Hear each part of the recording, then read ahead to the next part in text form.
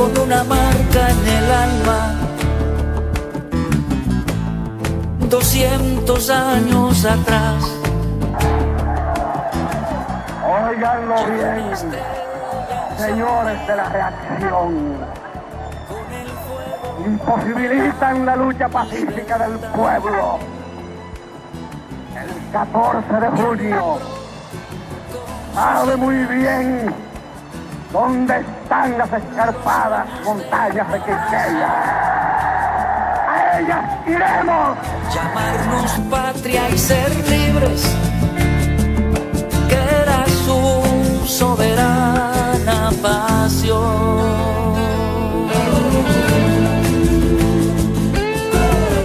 La agrupación cultural Casibajagua se complace en presentar al intelectual y político dominicano Iván Rodríguez con el tema La idea de Duarte en la acción política de Manolo Tavares Justo. La va a representar el duartiano, ¿no? El licenciado Torres, Alfonso Torres. Yo lo único que tengo que decir es que yo conocí también a Manolo Tavares. Él tenía su partido ahí en el Conde, esquina Hosto, un hombre blanco, alto y con una personalidad recia. Y en esa época me llevaron ante él para irme para la y él me dijo, pero es que usted está muy joven, está muy tierno. Esa época yo era un cabeza caliente. Esa es la negativa que le ha caído a este país arriba. Así que con ustedes, Alfonso Torres, con un aplauso, y después con un aplauso a Iván Rodríguez, militante, pero de los yo lo conozco, ¿no? De hace mucho y un hombre serio y en política, que eso poco se ve. Buenas noches. Casibajagua se siente complacido con ustedes, lo propio la campaña dominicana de solidaridad con Cuba, que ha estado coordinando esta jornada del mes por la patria, con un enfoque diferente, de ver la patria como lo que realmente es, la madre nutricia de los dominicanos, de las dominicanas. Es bueno recordar que un día como hoy, pero del año 1973, fue fusilado, asesinado Francisco Alberto Camaño de Ñu. Y es una pena que este pueblo y sus instituciones no hayan hecho los actos necesarios en este día para recordar a un héroe nacional de la dimensión, de la trascendencia de Francisco Alberto Camaño de Ñu. Se han hecho algunas cosas, pero no a la altura que merece un héroe de la talla de Francisco Alberto Camaño de Ñu. Sin embargo, nosotros nos rendimos ante su memoria porque su ejemplo no puede morir. Hombres como Francisco Alberto viven para siempre. Sin embargo, sus verdugos, sus asesinos, están arrastrados en el basurero de la historia. Lo propio pasa con Juan Pablo Duarte. Tanto Santana como Báez y los que traicionaron el ideal trinitario están ahí, en el basurero de la historia. Y Juan Pablo está donde debe estar, en el altar de la patria, en el corazón de los dominicanos, de las dominicanas. Para hoy, continuando esta jornada interesantísima, hemos invitado a don Iván Rodríguez para abordar un tema que muy pocas veces se ha abordado: las ideas de Duarte en el accionar político de Manolo Tavares Justo. Recuerden que Duarte establecía en su proyecto de constitución que frente a un gobierno ilegítimo tenemos el derecho a la rebelión. El pensamiento trascendente de ese hombre, meses de abril, julio 1844, sienta esta premisa: frente a un gobierno ilegítimo tenemos el derecho a la rebelión. Ese es el Juan Pablo Duarte no debidamente conocido en la profundidad de sus ideas en nuestro pueblo. Y es una lástima que sea así. Ese Duarte que también nos decía que siendo la ley suprema de la nación, su existencia política libre, soberana e independiente de toda potencia, dominación, protectorado e influencia influencia extranjera. Oigan hasta dónde llegaba Juan Pablo Duarte en la concepción que tenía de la soberanía.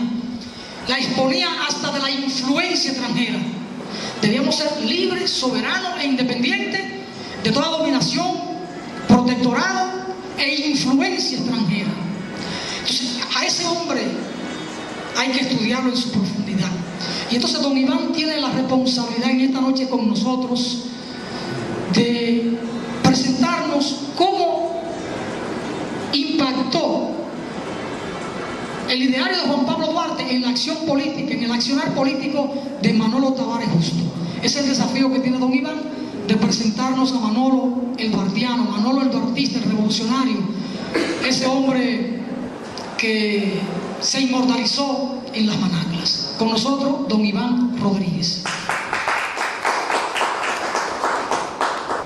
Compañeros, antes de hablar de Manolo, a nosotros esta mañana recordábamos la acción llevada a cabo por Francisco Alberto Camaño de Dios, cuando hoy se cumple un aniversario de su asesinato.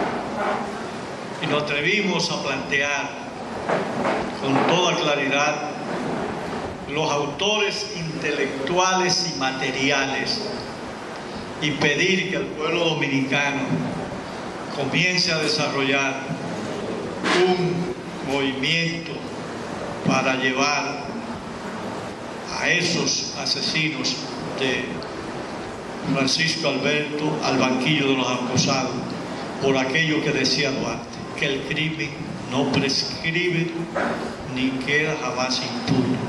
Y nos toca a los dominicanos de esta generación levantar ese movimiento y cumplir con la responsabilidad histórica de que sus asesinos puedan ser llevados al banquillo del acusado.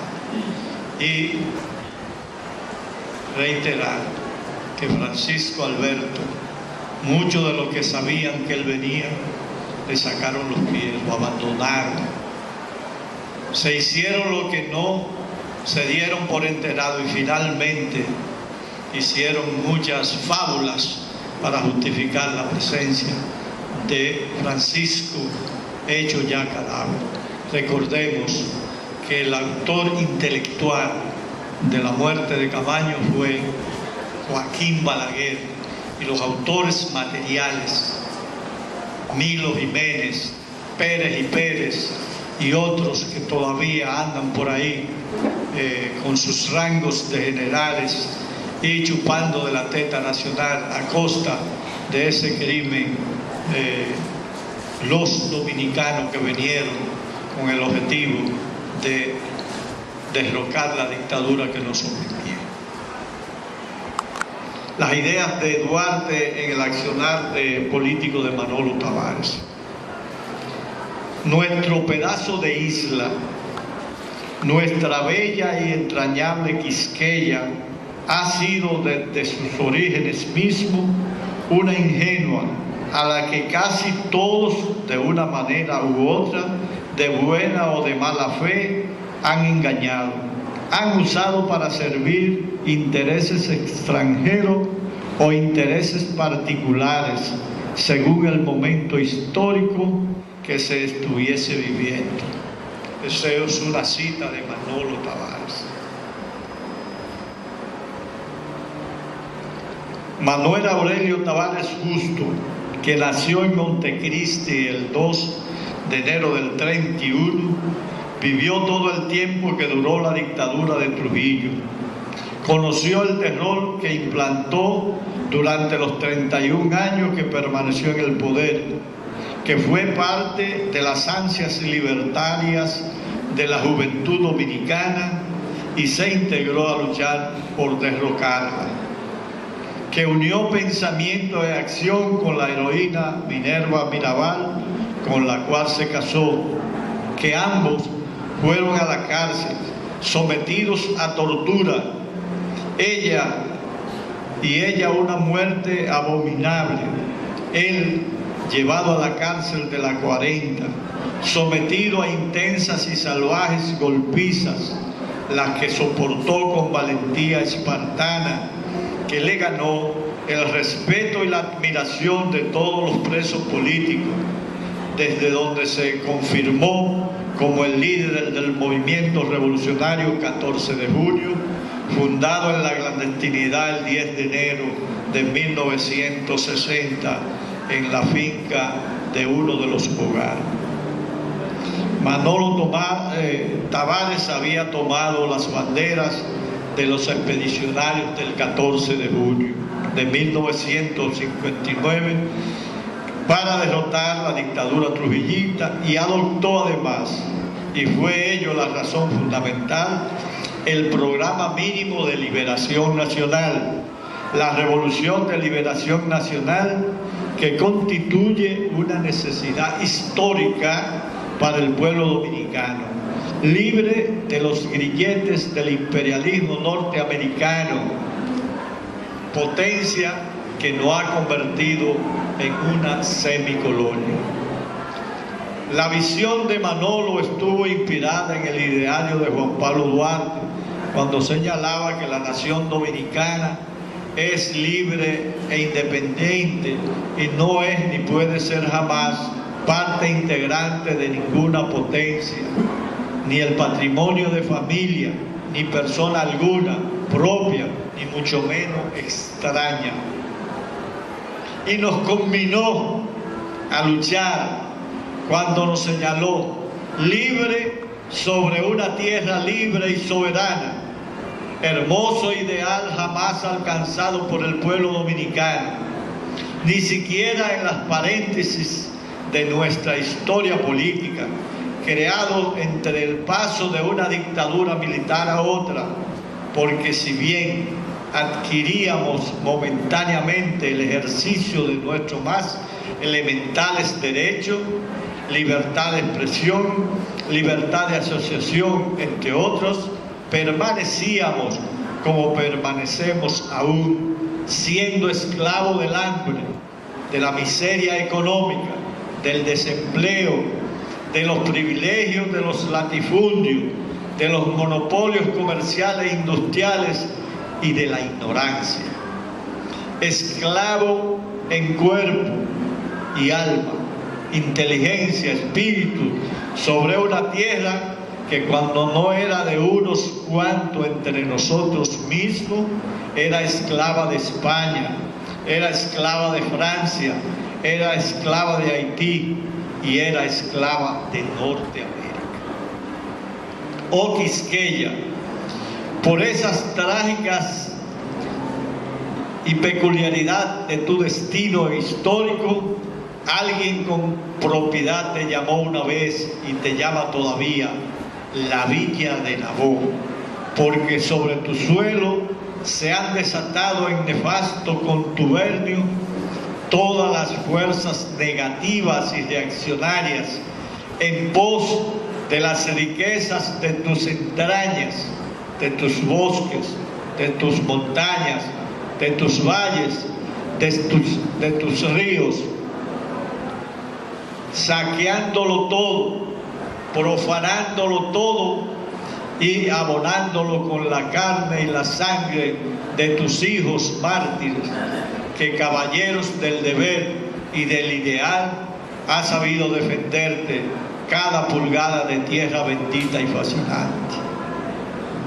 Avancemos sin vacilación, sin desconfianza y sin temores, el camino de la lucha política que habrá de conducirnos a la meta soñada por todos, la redención del pueblo dominicano por la definitiva liberación de los males que la vienen condicionando su destino histórico.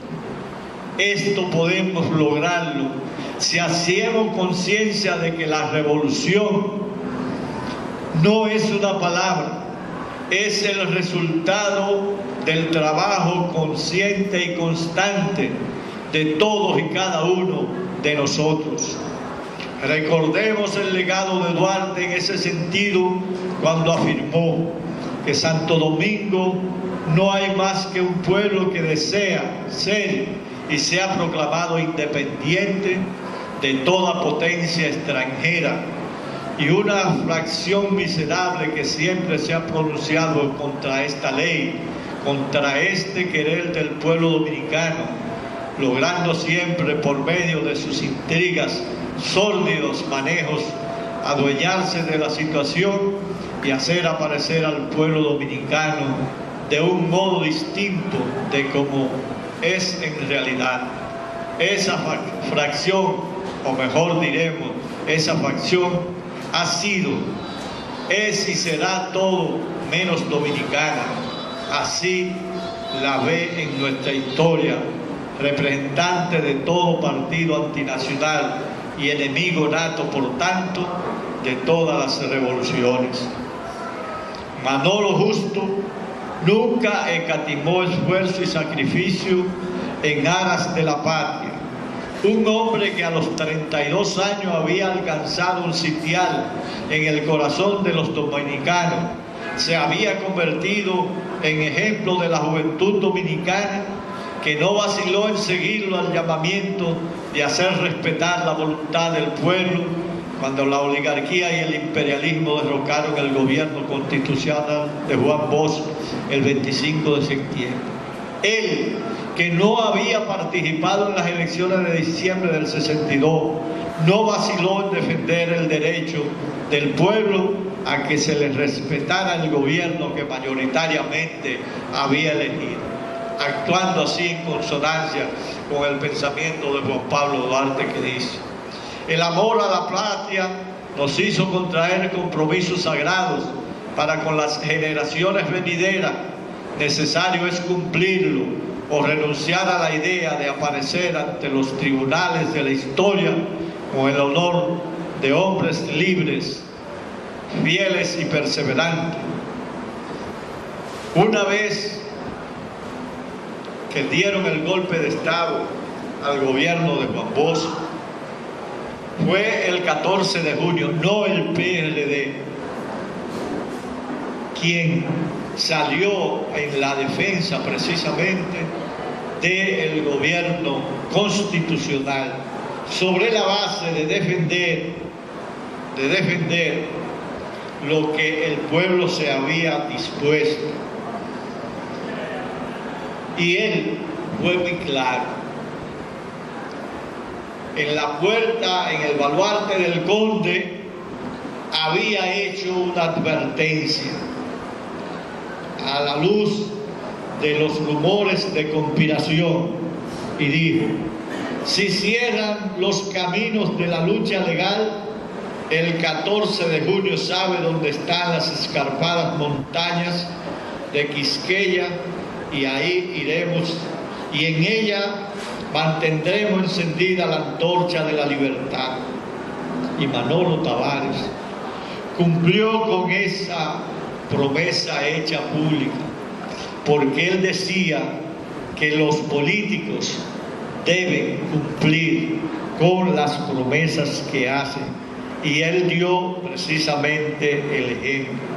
Por eso es bueno que tengamos en cuenta lo que nos decía Duarte: toda autoridad no constituida con el arreglo a la ley es legítima y por tanto no tiene derecho alguno a gobernar. Y él entendió, y el 14 de junio con él, que una vez que dieron el golpe de Estado, se había violentado lo que era el deseo de la población, se sumía al país en un gobierno ilegítimo y que por tanto la rebelión estaba justificada. Y por eso encabezó lo que fue el levantamiento armado del 28 de noviembre del año de 1963, buscando levantar al pueblo en armas y reconquistar lo que fue la Constitución de 1963. Nosotros debemos, hoy, hay mucha gente que hace ejercicio político o analítico, en el sentido de que Manolo no debió levantarse en armas, que por qué un líder de la talla de Manolo se levantó en armas defendiendo el gobierno constitucional de Juan Bosch. Pero yo leí hace un momento la cita de Manolo en la Puerta del Conde. Se había violentado lo que había sido la voluntad popular, y en ese sentido Manolo no oyó lo que eran los reclamos de algunos que frente a un hecho de esa naturaleza optaron por desconocerlo o echarse a un lado. Manolo no era de esa estirpe. Manolo era un revolucionario de pies a cabeza, y lo que es más, a Manolo se le presentó una situación que hoy muchos la cuestionan también, y nosotros hemos querido que en cada conversatorio que se pueda hacer podamos dilucidarlo. La gente critica, mucha gente critica que Manolo no debió entregarse en las montañas cuando estaban en armas. Pero la gente muchas veces no analiza el momento histórico que se vive, ni las situaciones concretas por las que se pasó para adoptar una situación de esa naturaleza. Estando en las Manaclas, en la cordillera central, una gran parte de los expedicionarios, de los compañeros guerrilleros, estaban en muy malas condiciones físicas, estaban enfermos y estaban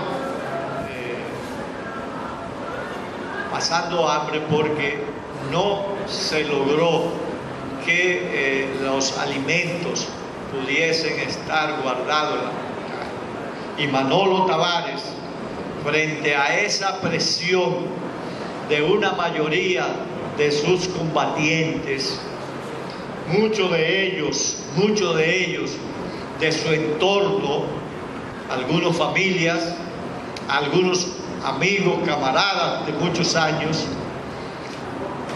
ellos le pedían que él se entregara con ellos para que le sirviera, para que los guardias los respetaran, entendiendo que Manolo Tavares había alcanzado un nivel, un estatus en la sociedad dominicana donde incluso los reaccionarios tenían que respetar lo que era la posición de Manolo.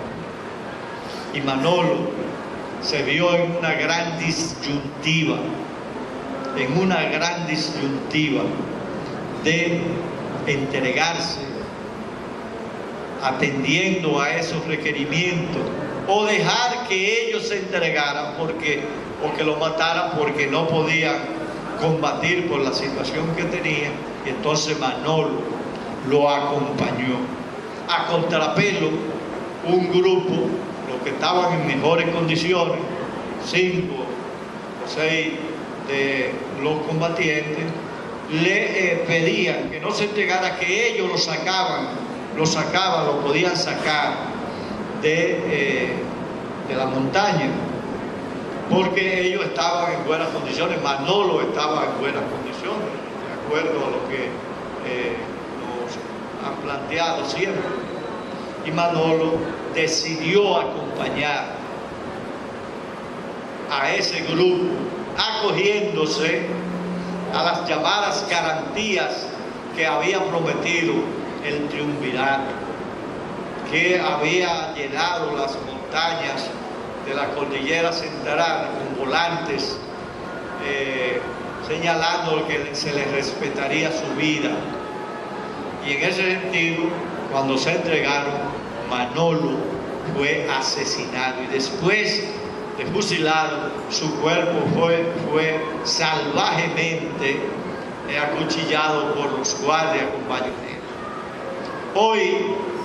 Hoy la gente dice, ¿por qué Manolo se entregó? si era el comandante en jefe. Pero podríamos hacer una interrogación. ¿Qué pensaría la población? Que Manolo estuviera vivo hoy y sus compañeros muertos. Yo creo que Manolo, ese Manolo, responsable, que ante un compromiso histórico fue capaz de defender un gobierno y una constitución que no habían sido los propios porque estaba por medio la voluntad del pueblo, nosotros sabemos que fue una persona responsable y que de él no podía esperarse otra cosa que defender con responsabilidad la vida de su compañero hasta el final, aunque en ello se le fuera la vida, porque él siempre estuvo consciente, y así siempre nos lo explicaba, que el revolucionario debía siempre estar preparado a morir por la patria, porque el que era revolucionario, el que se dedicaba a la lucha por la patria, tenía que saber que estaba en disposición de morir cada día. Por eso, compañeros, compañeras, yo pienso que uno de los méritos de Manolo Tavares, uno de los grandes méritos de Manolo Tavares es precisamente, y nosotros pensamos que muchos de los pensamientos de Duarte, nosotros debemos verlo en Manolo Tavares. Él nos planteaba, compañeros, nosotros nos complace profundizar profundamente que todo el pueblo, como las clases sociales revolucionarias, estén conscientes de que es preciso crear, construir la unidad revolucionaria del pueblo, y en esta lucha donde los obreros, los campesinos, la pequeña burguesía y los sectores de la burguesía media, todos los que coinciden en la oposición contra el imperialismo, estén convencidos de la necesidad de crear la unidad revolucionaria de todo el pueblo. Solo así será posible la materialización del programa de la Revolución Nacional, que demanda por lo necesario del desplazamiento del poder de las clases dominantes constituidas por los latifundistas, los terratenientes, los comerciantes, importadores, los usureros, los almacenistas, destruir la forma que prohíben conquistar poder para la clase revolucionaria y desde el poder materializar, poder realizar el programa de liberación nacional de los héroes de junio de 1959. Nuestro deber como patriota, como dominicano, como revolucionario, es conquistar con nuestra lucha todas las condiciones necesarias para poder realizar el sueño que movió a esa gesta, la creación de una nueva sociedad libre de opresión social, y ello supone necesariamente la liquidación de todas las formas sociales de explotación, supone en consecuencia la liquidación de la dominación imperialista norteamericana y supone necesariamente la liquidación del régimen de explotación. Así pensaba Manuel Aurelio Tavares Justo, y en sus discursos él apuntalaba sus palabras tomando en cuenta lo dicho por Duarte y por José Martí, lo cual cita en varios de sus discursos como la orientación a seguir. Por eso yo creo que debemos hurgar en lo que Manolo Tavares Justo en sus discursos planteó como solución para los problemas del pueblo dominicano. Creo que sería una buena contribución que cada uno de nosotros conozca a fondo lo que el líder de la Revolución Democrática planteaba en todas y cada una de las vertientes para hacer un gobierno revolucionario de liberación de muchas cosas.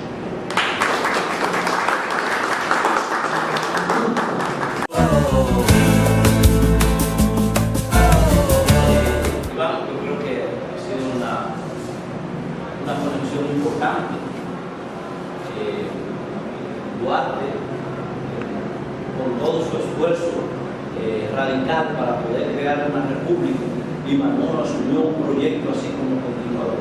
Vamos a achacarle un poco a la pérdida de la memoria histórica, que no se piense tanto, pero Manolo fue ayer. La mayoría de los que estamos aquí vivimos a Manolo. Yo recuerdo que mi papá vino en bicicleta, ¿no? ¿Qué pasa con algo tan reciente que vivimos? ¿Qué pasa que hoy nuestras fuerzas políticas no fueron capaces de convocarnos? ¿Qué está pasando con la memoria histórica? No solo de la población simple, civil, que hablamos por ahí, de lo que nos están viviendo, y seguimos militando. ¿A dónde está la memoria histórica? No caló lo que hicieron, fue erróneo lo que hicieron. Antes de las elecciones de 1962, iba a la montaña, es un secreto de Estado que nadie casi sabe, lo informa. Yo le fui ametrallado un domingo cerca de las elecciones, y el lunes el Comité Central tuvo una reunión, y el martes se aparece en San Juan Domingo Peña Castillo, que yo creo que usted sabe quién es, la Cuca, que era como ver a Manolo Tavares, y me dijo que reuniera a los hombres y los convocara porque nos íbamos para la montaña. Y yo me sorprendí cuando me dijo esto. Yo no discutí con la Cuca porque él lo que era un mensajero nada más, o sea que me llevaba una información. Y me fui a mi casa, me llevé el manual del Che de Guevara y me lo aprendí casi de memoria. Y salí a las 4 de la mañana de San Juan y fui donde Manolo, le toqué las puertas a las 7 de la mañana. El Cinta Justo fue quien me abrió la puerta, que por cierto estaba cambiando de ropa para mandar con ellos a Minú y a Manolito. Y Manolo se estaba cepillando cuando yo llegué. Entonces comenzamos a hablar y tuvimos una discusión que yo no voy a abundar en eso, pero pienso que lo hice desistir porque ahí llegó Benjamín Ramos, el doctor Benjamín Ramos, en los finales de la discusión, y lo hice desistir de eso. Pero eso me obligó a mí a aceptar el cargo o ir a las elecciones del 14 de julio y ahí gané la presidencia del país. Decían que el ametrallamiento fue Inver Barrera. Señores, está a confesión de parte, Claudio Camaño confiesa que fue el que dirigió el ametrallamiento del 14 de julio y nosotros no vamos a la montaña por eso. Yo tengo el libro como documento donde Claudio Camaño confiesa que él fue el que dirigió el ametrallamiento a eso, por un policía que fue herido, por uno que fue del partido y fue con un batallón aquí a la Fortaleza Osado, donde están los Cacos Blancos, y ametralló, y se dio cuenta que no era real, que era del 14 preso. Le doy esa información, que son poco conocidas. Bueno, pues cuando dan el golpe de Estado, estuve yo porque salí huyendo, yo me integro aquí en la capital con Fidelio, Tony Barrero, con todo ese grupo. Estuve en captura de armas, en transporte de armas, construyendo uniformes, 1000 cosas junto con Tony Barrero. Y cuando se decidió, y mucho menos teníamos la preparación militar para una acción de esa naturaleza. Y fui. Oigan eso, yo fui a la guerrilla producto de un chantaje. Eso fue en la universidad con Roberto Duverger. Yo le dije que la guerrilla no funcionaba. Me mandaron a Barahona a inspeccionar una zona donde se iba a maquinoperar por arriba de Barahona. Entonces yo fui a Barahona a inspeccionar esa zona. Después me di cuenta que parece que fue una estrategia para que yo cayera preso, porque a mí me perseguían toda la línea del sur, habían puesto de chequeo persiguiéndome, porque este coronel Rosendo Álvarez había declarado que yo andaba con un lleno de armas. ¿Cómo está la situación? Que no era posible hacer un lanzamiento. Él me dijo que si era que si yo tenía miedo. Y al decirme eso yo le pregunté por qué. Entonces me dijo de una acción militar que había en Montones y yo hecho. Cuando me hicieron preso, que yo averigüé, todos los compañeros, si no estaban muertos, estaban presos. Entonces, vamos para allá. Pero debo decir algo más. Manolo dio una conferencia en San Juan de la Maguana, a casa llena. Y yo recuerdo, yo era el anfitrión, estábamos juntos, o sea, como están ustedes dos ahí, y había un señor que le decía Polo Rodríguez y Luis Henao España, que iban para atrás y le decían, a la montaña, a la montaña. Y a la montaña, y a poco rato Manolo estaba pronunciando esa misma expresión de la cual para la montaña sabía lo que estaba. Y un coronel, dos coroneles de la policía, ¿a qué hicieron los otros días? Poner las tropas a estrenarlas. Esa es la realidad de eso. Entonces yo lo que digo es esto, todo lo que le cabe a Manolo, pero hay que descubrir quiénes llevaron a un líder de la categoría de Manolo a inmolarse de esa manera, de una forma que para mí fue infantil, porque yo creo que todo el que tenía un poquito de sentido común sabía que eso no podía fructificar, no había posibilidades, no había entrenamiento militar. En ese frente francés solamente 4 tenían entrenamiento militar y no eran de Barahona, eran de San Juan. Esa es la realidad. Tú sabes que el 14 de junio se formó en la ciudad de Mao, la finca de los abogados, y quien recibió a Manolo allá fue Humberto Ugarla y Juan Miguel Román. Entonces de ahí nosotros, o por lo menos Joséito Crepo, organizó el 14 de junio, Mao, estaba Rafita Crepo, Reyito, que fue de los que murió, ¿verdad? Y que trabajaba en el correo, como recuerdo, que Monchi Valerio, estaba Enriquillo Valerio. Pertenecíamos al 14, estábamos preparándonos. Manolo no me aceptó porque yo era muy jovencito, era más joven que yo. Dije, no, pues yo no te quiero llevar a ti. Entonces, yo pienso, Iván, que Manolo fue un líder a destiempo, porque él creció tan rápido y era un hombre tan puro, tenía unos ideales tan bellos, casi llegándole a la pota a Duarte. O sea, él era un hombre sano, muy sano, y yo lo conocí bien. Y quería este país de verdad, tú sabes, él se entregó de verdad.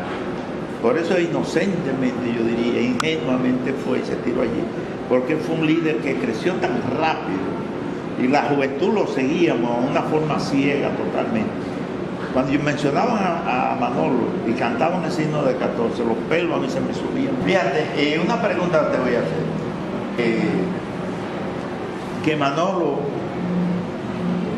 pudo haber tenido algún consejero que él hubiera evitado, que iban a perder la guerra y que las armas que le dieron eran malas, de esa Cristóbal, ellos lo sabían. Inclusive Manolo mismo dijo, es que yo estoy comprometido con mi pueblo y aún muera a perder. ¿Qué te parece? Pero de la derrota, de los fracasos, nadie quiere ser protagonista. Miren, yo le he tenido desde que conocí a Manolo y que seguiré teniendo mientras vida tenga un respeto extraordinario por ser una persona responsable. Miren, Manolo estaba convencido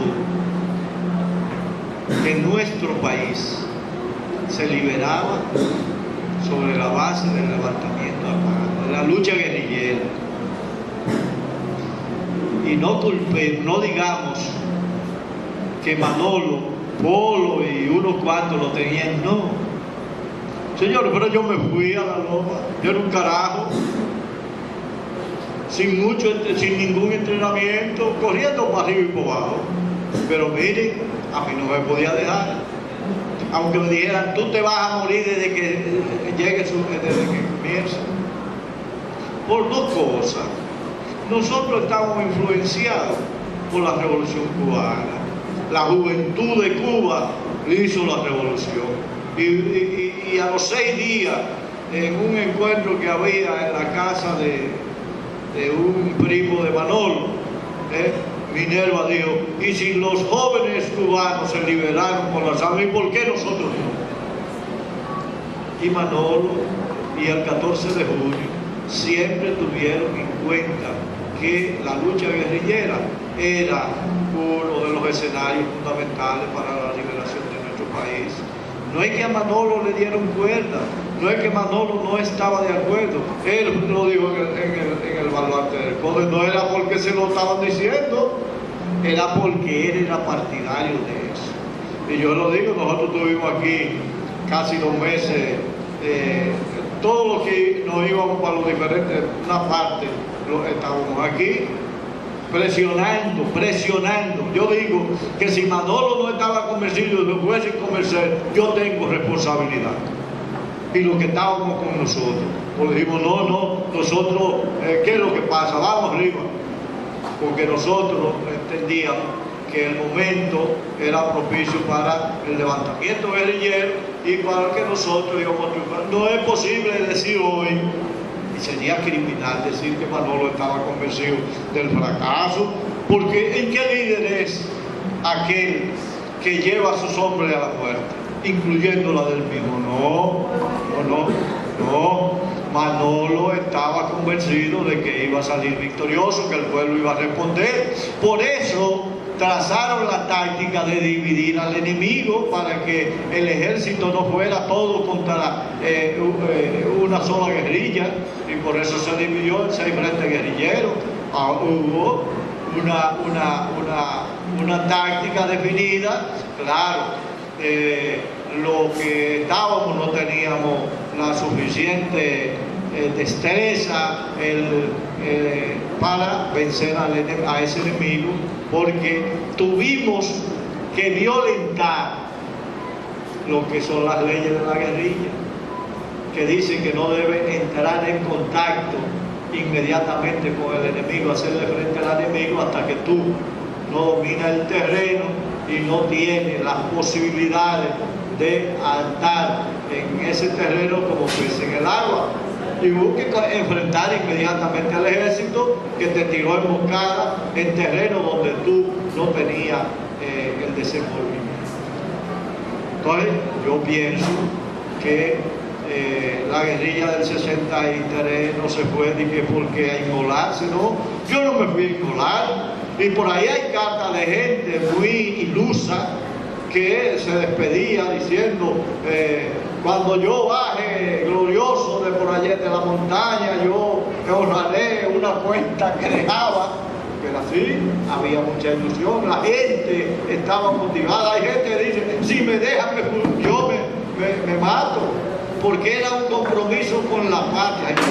Es que la generación del 60 se sentía muy comprometida con el porvenir de la patria. Señores, y eso es lo que le están achacando al Camaño, como que Camaño estaba consciente que venía a inmolarse. No, señores, no. Independientemente de las fallas y deficiencias que pudieron tener en la preparación, él no creía eso, ninguno de esos guerrilleros creía eso. Ellos tenían confianza en que iban a alcanzar un respaldo, un apoyo de la población, y que podían lograr la victoria, podían servir de catalizador para que el pueblo dominicano se levantara. Lo que pasa es que lo de Camaño y lo de Manolo tuvieron cuestiones similares, aunque no iguales, porque el PRD sabía que que Camaño venía, ¿me entiendes? Ahora, las estructuras que se crearon en los diferentes localidades y campos no fueron lo suficientes, y bueno, se fracasó militarmente. Pero miren, esa actitud militante del 14 de junio, entrevenció este pueblo, señores, y el que vivió después de la muerte de Manolo el 21 de enero. Y aquí no se habló de huelgas insurreccionales. Este pueblo se levantó porque así como en el 59 la muerte de los guerrilleros produjo una indignación nacional que dio como resultado la creación del 14 de julio clandestino y todo lo que tuvo que ver con decapitar a Trujillo.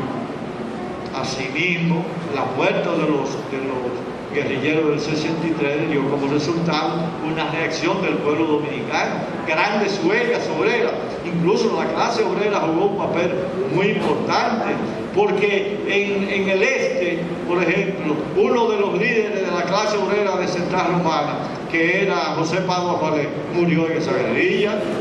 Y entonces hubo una respuesta que desembocó en ¿qué? En la guerra de abril, en que el pueblo dominicano se vio echó abajo a los que mataron a Manolo y demás, a esa cúpula.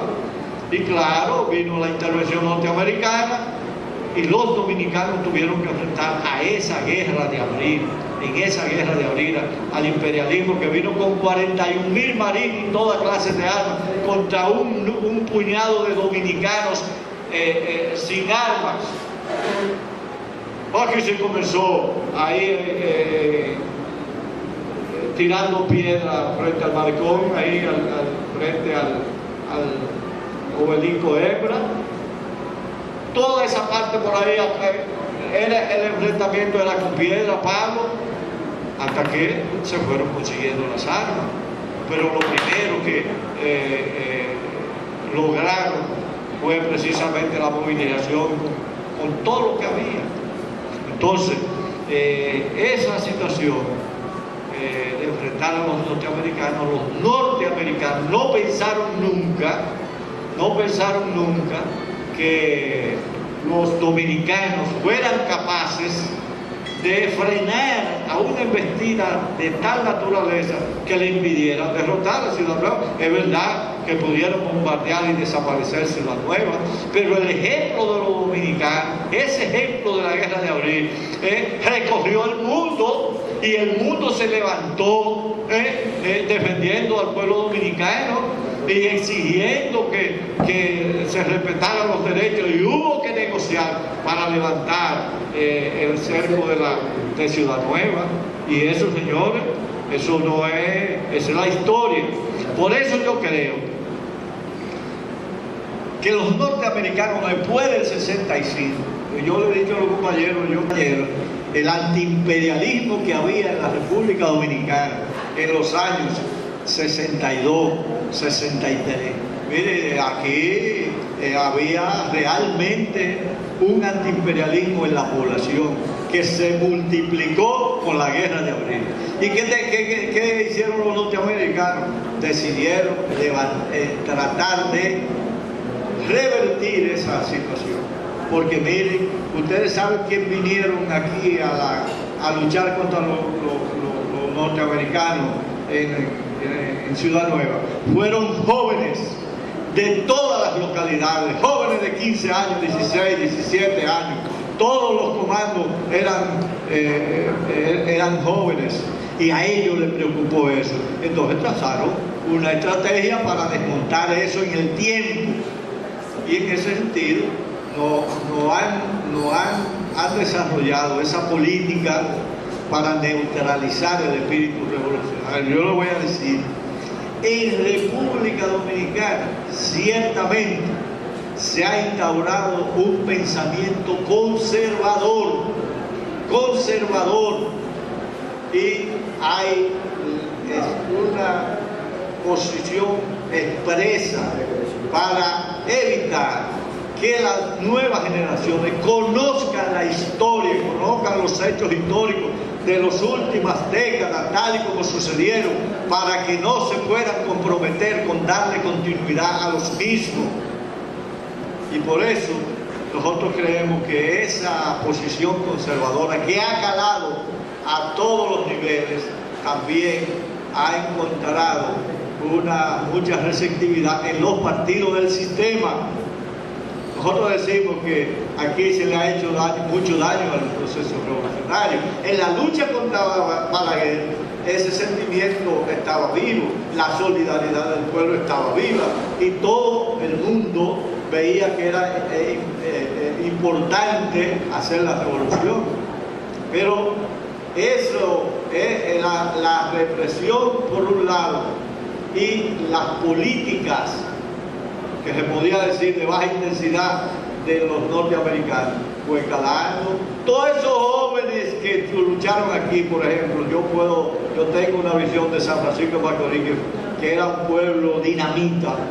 Oye, le permitieron hasta sacarlo de la cárcel para darle visa para que fueran para Estados Unidos y allá meterlo a la droga, a la ganga, y venir a los 6 o 7 meses con millones para hacer parábolas y hacer expansiones.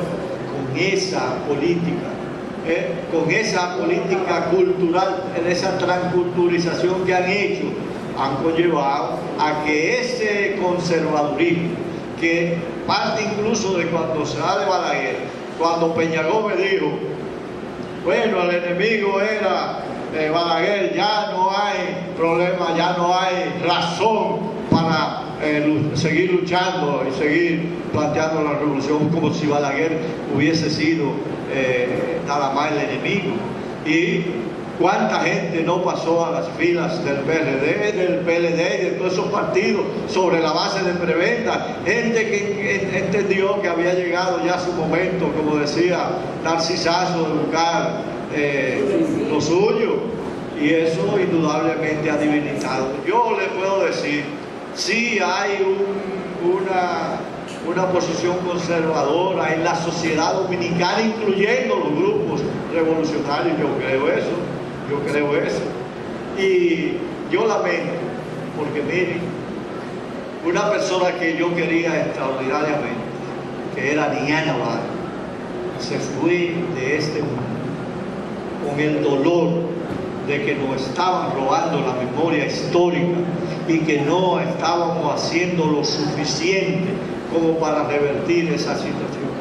Yo me gustaría que quizá la familia, los últimos días de Diana Vargas, cuando vino de Cuba, que ya los cubanos le habían dicho que no tenía posibilidades de sobrevivir, nos llamó a nosotros, a 3 compañeros de nosotros que nos tenían mucha confianza. Nos dijo, ayúdenme a vencer a la muerte, contribuyendo a que los jóvenes conozcan la historia, porque nos la están robando. Y fíjense que todo el tiempo que estuvo interno, estuvo grabando con periodistas, grabando con jóvenes, y yo debo decir que murió en una concentración de jóvenes alrededor de su casa, tocándole y cantándole las canciones revolucionarias. Y en ese sentido yo creo que a uno le duele porque no hemos podido revertir esa situación, muy al contrario. Libertad, libertad, libertad, libertad, libertad.